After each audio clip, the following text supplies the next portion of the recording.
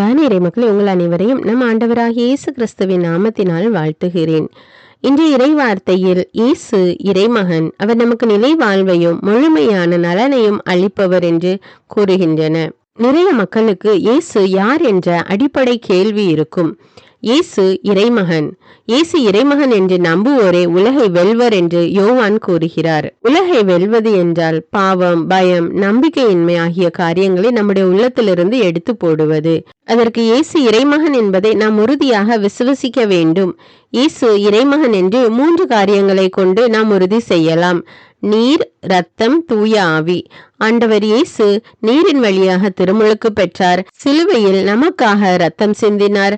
உயிர்த்தெழுந்து தூய ஆவியாரை நமக்கு தந்தார். ஆகிய இந்த 3 சான்றுகள் இயேசுவே இறைமகன் என்பதை நமக்கு கூறுகின்றன.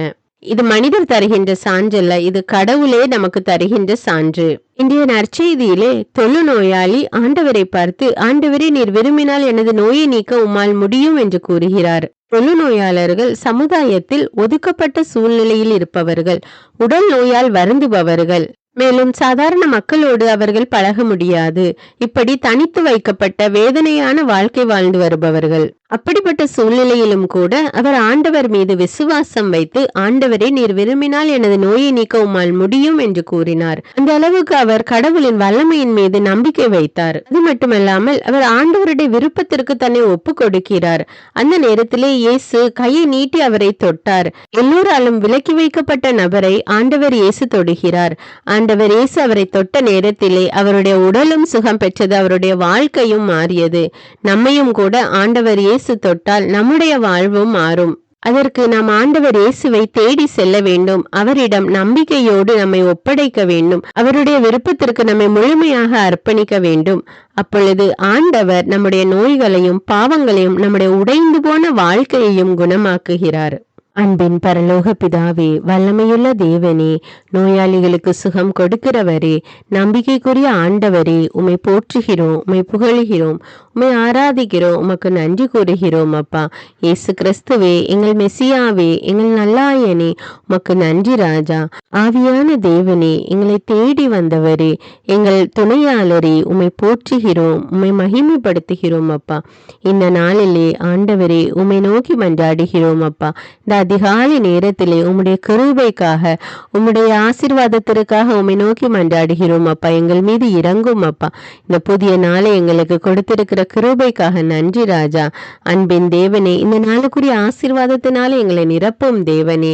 தொழுநோயாளியை சுகப்படுத்திய தேவன் எங்களையும் சுகப்படுத்தும். அப்பா எங்களுடைய வாழ்வில் உள்ள எல்லா பாவங்களை நீக்கி போடும். அப்பா எல்லா நோய்களை சுகமாக்கும் தேவனே. உடைந்து போன நிலையில் இருக்கிற எங்களுடைய வாழ்க்கையை கட்டமைத்தருளும் தேவனே. அன்பு ஆண்டவரே, தொழுநோயாளியை போல எங்களை உம்முடைய விருப்பத்துக்கு நாங்கள் ஒப்பு கொடுக்கிறோம். அப்பா உம்முடைய சித்தம் எங்களுடைய வாழ்வில் நிறைவேறட்டும். அப்பா நீர் வல்லமையுள்ள தேவன் ராஜா. எல்லாவற்றையும் செய்ய வல்லமையுள்ள தேவன் நீர் ஒருவரே என்று நாங்கள் விசுவசிக்கிறோம். அப்பா நீரே இறைமகன் என்று உம்மை நம்பி ஏற்றுக்கொள்கிறோம். அப்பா எங்களுக்கு வாழ்வும் வழியுமாக வந்த தேவன் நீர் ஒருவரே ராஜா. உமக்கு நன்றி தேவனே, நன்றி அப்பா. எங்களுடைய வாழ்வில் உள்ள இருளான பாதைகளை வெளிச்சமாக மாற்றும். அப்பா வறண்டு போன நிலையில் இருக்கிற எங்களுடைய வாழ்வை நீர்ப்பாய்ச்சலான இடத்தை போல மாற்றி அருளும் தேவனே.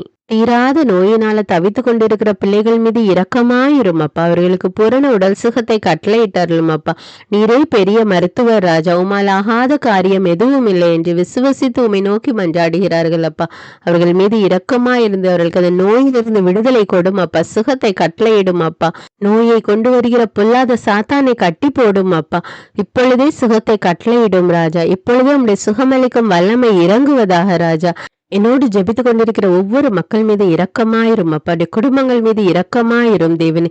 இப்பொழுது உம்முடைய வல்லமை அவர்களுடைய குடும்பத்துல இறங்கட்டும். அப்பா இப்பொழுது உம்முடைய உடனிருப்பை அவர்கள் உணரட்டும் தேவனே. உம்முடைய இரக்கத்தினால நிரப்பும் தேவனே. எல்லா துதி கன மகிமை உமக்கே செலுத்துகிறோம். இயேசுவின் இன்ப நாமத்தில் ஜெபிக்கிறேன். ஆமேன்.